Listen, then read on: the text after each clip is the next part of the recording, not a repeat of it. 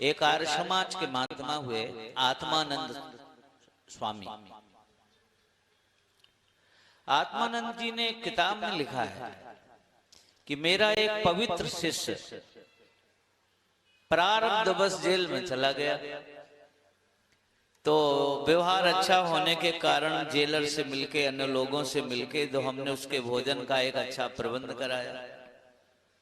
अब वो भोजन जेल का न करके वो पवित्र वाला भोजन करता था, अपना यौगिक क्रिया करता था, ध्यान करता था, जैसा करना सीखा था वैसा करता था, अच्छा रहता था।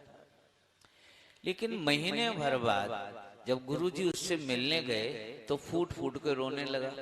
क्या हुआ महाराज? गुरुजी ने पूछा और बोला, जब मैं ध्यान करता हूं तो ध्यान में मुझे मेरा घर दिखता है और ये दिखता है कि मैं एक लंबी सी छुरी लेके अपनी माँ के पेट में चुभो रहा हूं। माँ रो रही है, बेटा ना मारो ना मारो, और मैं माँ को मारे जा रहा हूं। तो रो के कहता, गुरुदेव मैं इतना गंदा नहीं हूं, मैं इतना गिरा हुआ नहीं हूं, पर मेरे मन में जाने क्यों ये गंदापन क्यों आता है। जब मैं आंखें बंद करता हूं पूजा के लिए ध्यान में, तो बस यही दिखाई देता है कि मैं अपने हाथ से अपनी माँ को तलवार से मार रहा हूं। वो गिड़गिड़ा रही है, डकरा रही है, बेटा ना मारो। तो उसकी तड़प को देख के मैं तड़पता हूं कि ऐसा बिल्कुल नहीं हो सकता। तो गुरुजी ने कहा, तुम किताबें क्या पढ़ते हो? बोले, किताबें यहाँ मिलती नहीं, कुछ नहीं पढ़ते। कोई टीवी में देखते हो धारावाहिक? बोले, ऐसा कुछ नहीं देखते। तो किसके पास? बोले, हम अपने कमरे में किसी को आने नहीं देते, हम किसी के यहाँ जाते नहीं, हम तो बस जेल के नियमों का अकेले में पालन करते। भोजन क्या करते हो?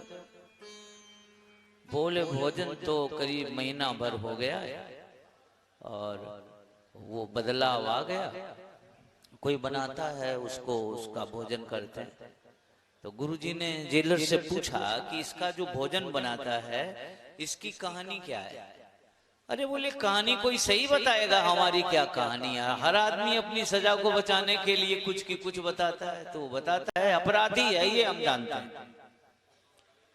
तो स्वयं आत्मानंद उस आदमी से मिले जो भोजन बनाता था। और भैया तुम भोजन बनाते हो? बोले, हमें यही ड्यूटी दी गई तो हम भोजन बनाते हैं। किस केस में आए हो जेल में? बोले, 302।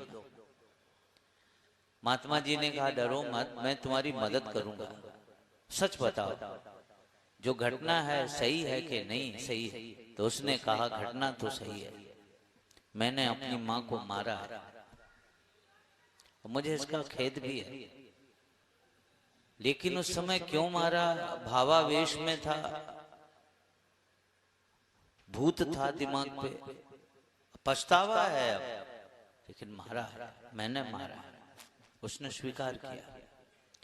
तो उसके मन मस्तिष्क में घटना है, उसकी अंगुलियों से आटा गूंदा जाता है तो उसकी अंगुलियों का स्पर्श होता है, काफी देर तक मलता है उनको, सब्जी काटता है, मसालों के साथ साथ उसकी मन बुद्धि और सक्रियता भी उसी में मिल जाती है।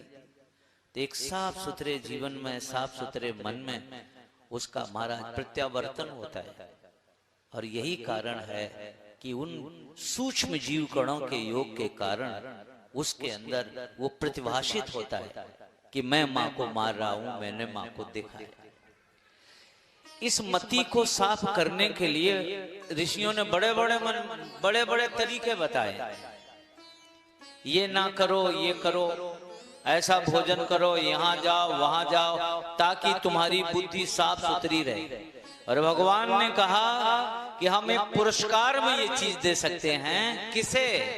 जो सुबह सुबह गजेंद्र का स्मरण करे, गजेंद्र मोक्ष का पाठ करे, वो ना नियम पूरा कर पाए तो भी हम ये प्रतिभाषित होने की कला की विमल बुद्धि की प्राप्ति हो, प्रसाद के रूप में देंगे। ये एक कथा गजेंद्र के लिए लिए हुए भगवान के नारायण अवतार की आती है।